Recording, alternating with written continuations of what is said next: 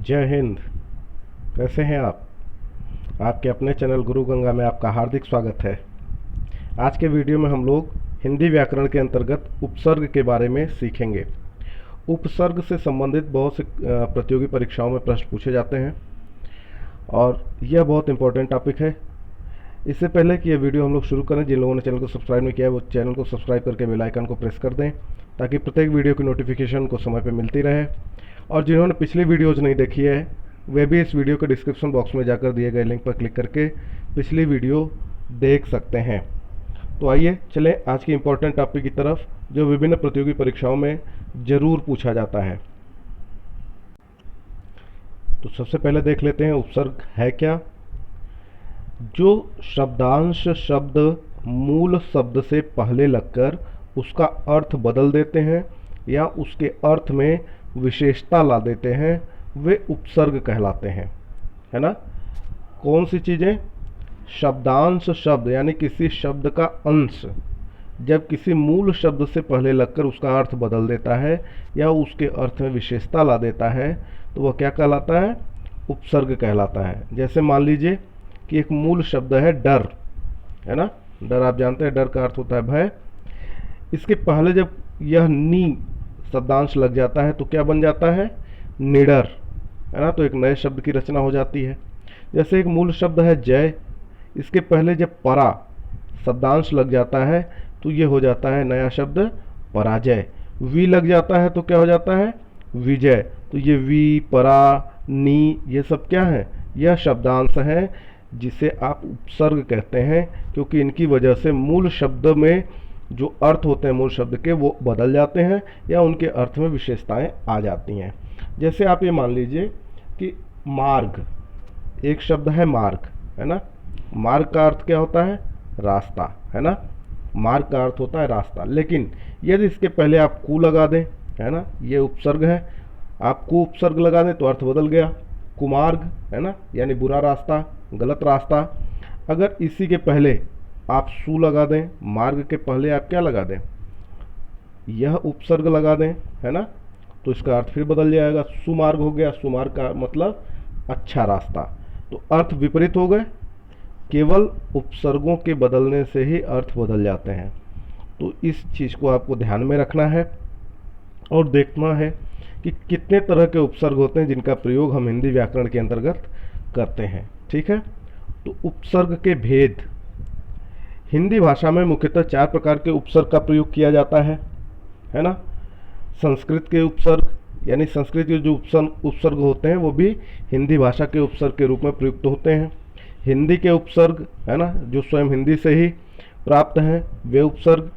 उर्दू के उपसर्ग यानी अरबी, फारसी और उर्दू, इसके प्रभाव के कारण कुछ उपसर्ग ऐसे हैं जो हिंदी भाषा में सम्मिलित हो गए हैं। तो कुछ शब्दावली ऐसी है, आपको पता होगा कि हिंदी भाषा के अंदर बहुत सारे ऐसे शब्द हैं जो विभिन्न दूसरे भाषाओं से लिए गए हैं, है ना। तो उनके उपसर्ग भी यहाँ उपसर्ग के रूप में प्रयुक्त किए जाते हैं। और संस्कृत के अव्यय भी उपसर्ग के रूप में हिंदी व्याकरण के अंतर्गत प्रयुक्त होते हैं, है ना। तो चलिए देखते हैं कैसे प्रयुक्त होते हैं, कौन कौन से शब्द हैं। मुख्य उपसर्गों को हम सीख लेते हैं, उनको देख लें। चूँकि कोई विशेष ट्रिक नहीं है जिसके माध्यम से आप उपसर्गों को रट सकते हैं, है ना। बस ये आप जानते रहिए कि क्या क्या उपसर्ग में होता है, कौन कौन से शब्दांश होते हैं। यदि आप उनको जानते होंगे तो परीक्षाओं में पूछे जाने पर आप उसका आसानी से उत्तर दे लेंगे। एक चीज़ याद रखिए, उपसर्ग हमेशा मूल शब्द के पहले लगते हैं। कहाँ लगते हैं?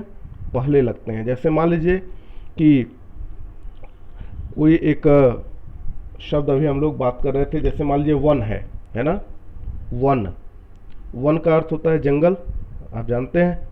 तो इसके पहले अगर उपसर्ग लग गया यानी पहले लगा तो इसका अर्थ हो गया बगीचा, है ना। तो लेकिन कहाँ लगा? पहले लगा। ये पहले लग रहा है तो उपसर्ग है। अगर यहाँ पीछे लगता है तो वो प्रत्यय कहलाता है। ये बेसिक अंतर है उपसर्ग और प्रत्यय के अंदर। तो प्रत्यय अभी हम लोग नहीं पढ़ रहे हैं, अभी उपसर्ग पढ़ रहे हैं। तो आपको ध्यान रखना है कि ये जो भी शब्द हम पढ़ेंगे उपसर्ग के रूप में वो मूल शब्द के पहले ही लगता है। ठीक है। एक चीज़ और भी जान लीजिए कि जो भी मूल शब्द होगा उसका अपना कोई ना कोई अर्थ जरूर होता है। इसलिए जब भी हम उपसर्ग की पहचान करें तो इस रूप में हमको करना है ताकि मूल शब्द जो बचे उपसर्ग को हटाने पे उसका अपना कोई एक अर्थ जरूर हो। ठीक है, तो आइए शुरू करें। संस्कृत के उपसर्ग को देख लेते हैं। पहला है अ। अ का मतलब होता है अभाव या निषेध, है ना। जैसे कोई शब्द है धर्म, है ना। धर्म के पहले जब अ उपसर्ग लग जाता है तो क्या बन जाता है, अधर्म, है ना, यानी धर्म का अभाव। अन्याय यानी न्याय का अभाव या न्याय का निषेध, है ना। तो आप समझ रहे होंगे कि अगर यहाँ पे धर्म छोड़ दिया जाए, अ निकाल दिया जाए, तो अ उपसर्ग हो गया, धर्म मूल शब्द हो गया।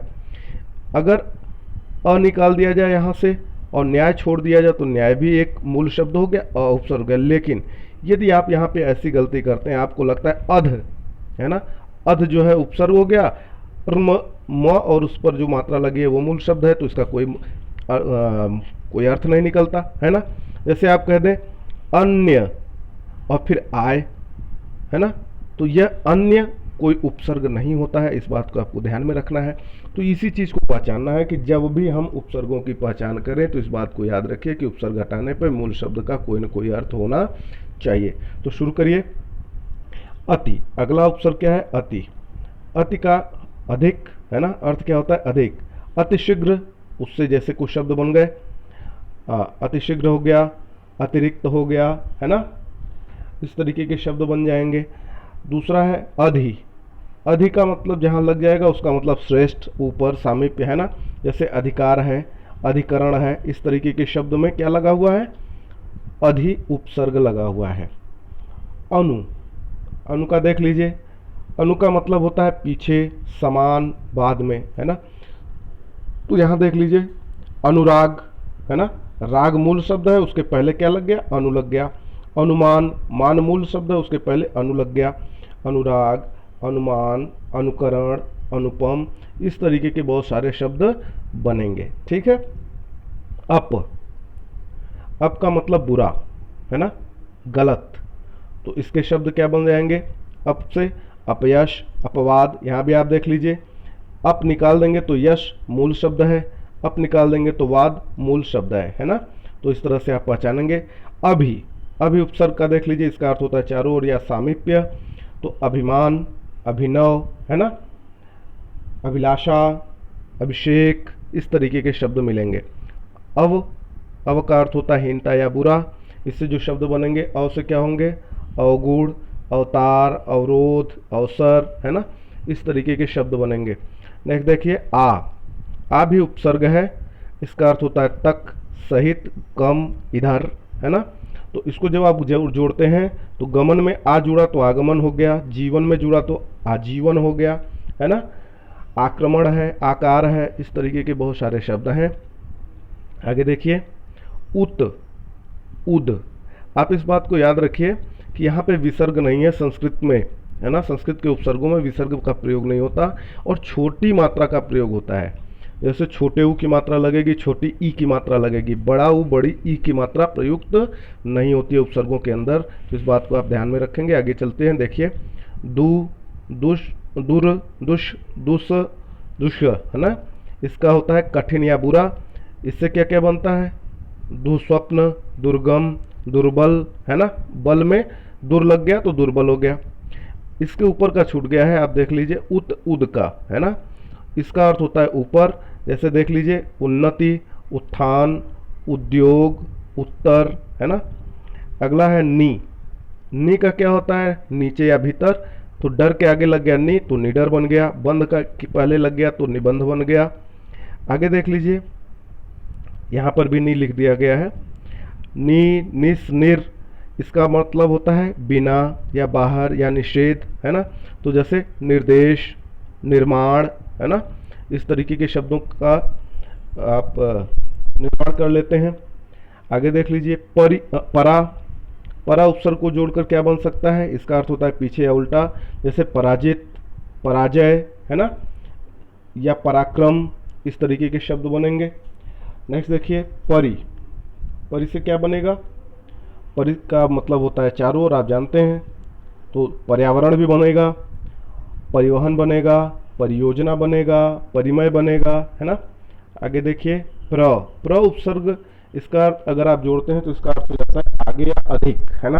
जैसे मान लीजिए प्र जोड़ा आपने बल में तो क्या बना, प्रबल, यानी अधिक बल। प्रबल का मतलब क्या, अधिक बल। प्रारंभ यानी प्र आरंभ, प्रयोग, है ना, इस तरह के शब्द प्रयोग बन जाते हैं।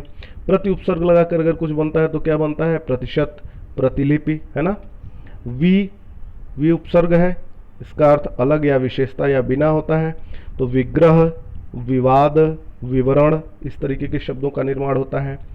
सम, यहाँ ध्यान देने की बात है कि सम जो लिखा हुआ है यह जब प्रयुक्त होता है तो यह स के ऊपर बिंदी के रूप में प्रयुक्त होता है। इसका अर्थ होता है संयोग।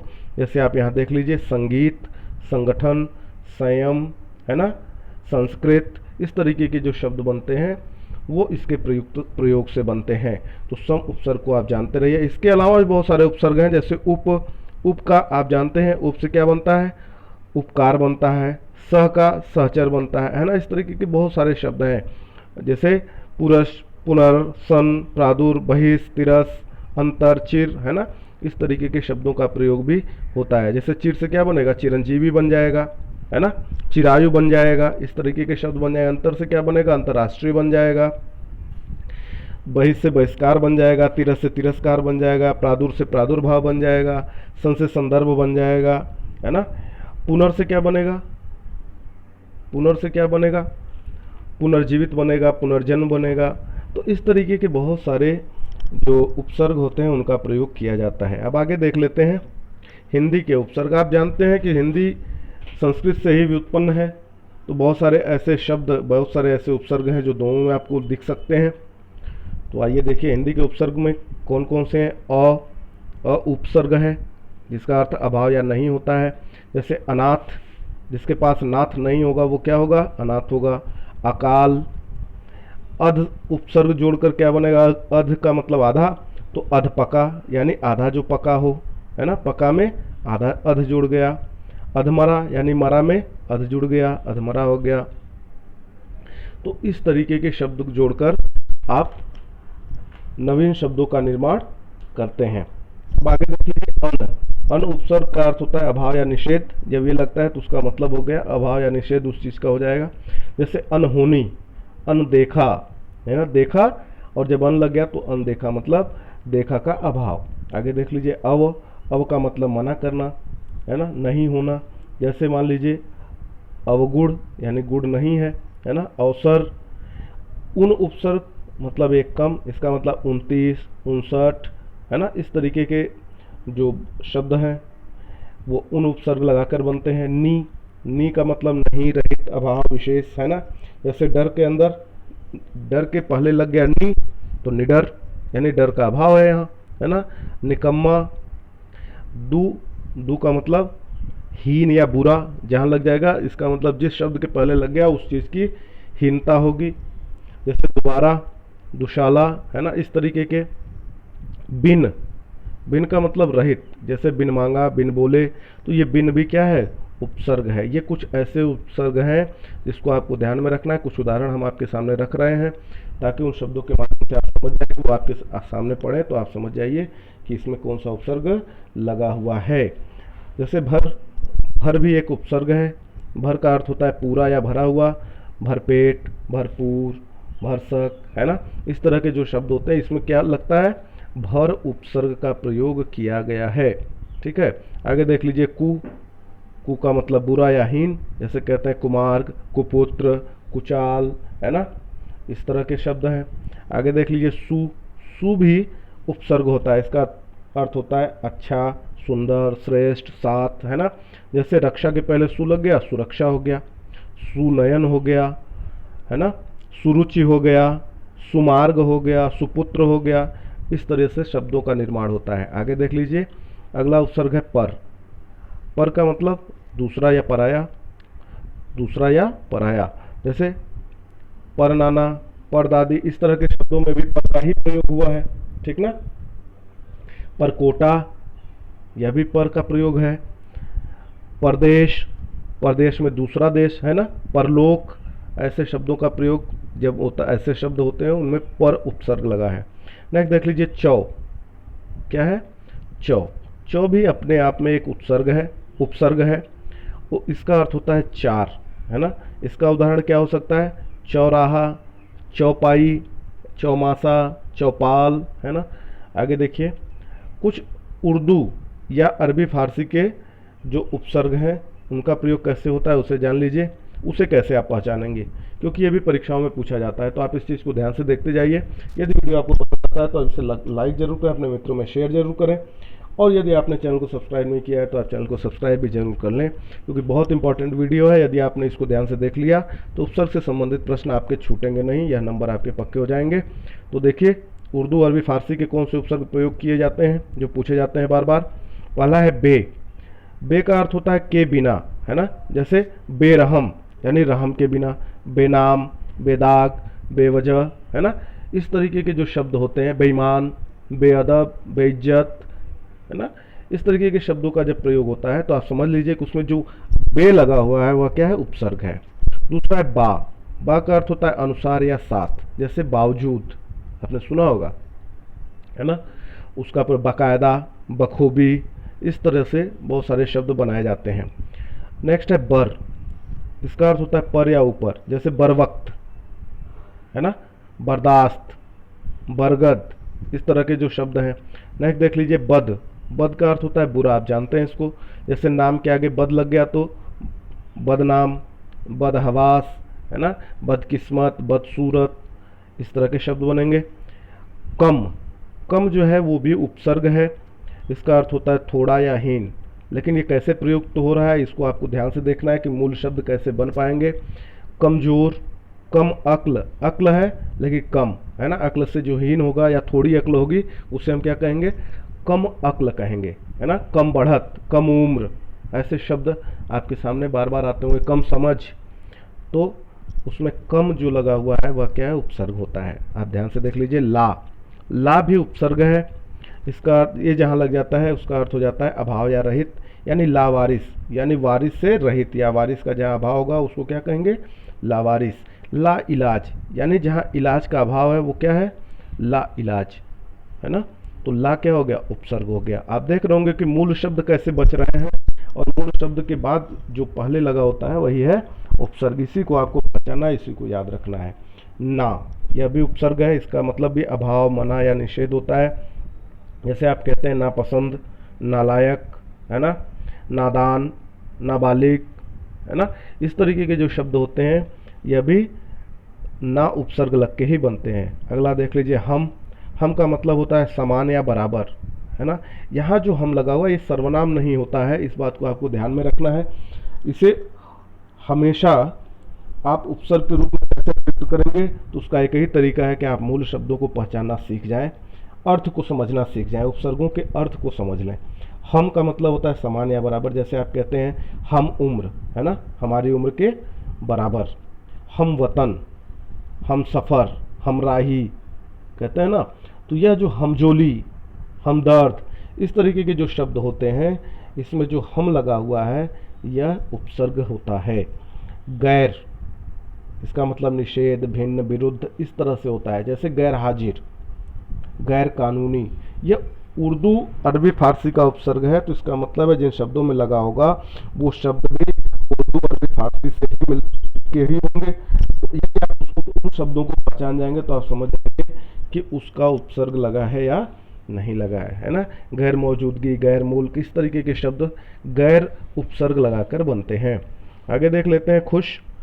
खुश का अर्थ होता है श्रेष्ठ, अच्छा, शुभ, है ना।